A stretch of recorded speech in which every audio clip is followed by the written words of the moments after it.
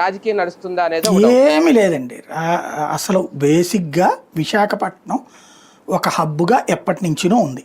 అంటే ఇంకా అక్కడ మీరు చెప్పిన ఈ ప్రాంతాలన్నీ కూడా అనంతపురంలో కియా అనేటటువంటిది వాడికి అక్కడ తక్కువ రేటు కూలీలు దొరుకుతారని ఇచ్చారు. అది ఒక ఆస్పెక్ట్.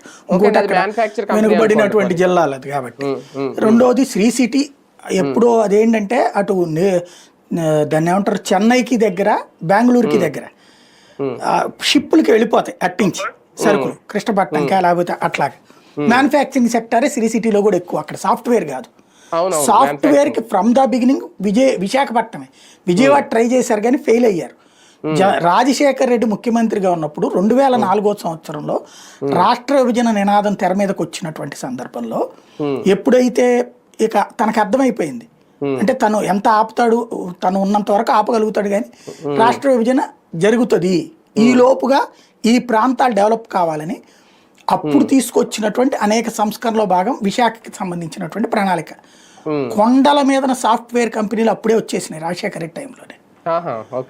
కొండలు ఇప్పుడు చంద్రబాబు గారి టైంలో ఫిల్మ్ ఇండస్ట్రీకి ఇచ్చారు సురేష్ బాబు వాళ్ళకి ఋషికొండ దగ్గరలో. అదే ఏరియాలో ఐటీ హబ్ ఎప్పుడో వచ్చింది రాజశేఖర రెడ్డి టైంలోనే.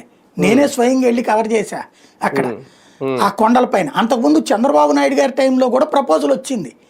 ముందు ఫిల్మ్ దీనికి ఇచ్చారు. బాబు గారి టైంలో కూడా 1-2 ఇండస్ట్రీస్ వచ్చినాయి. రాజశేఖర రెడ్డి దాన్ని ఒక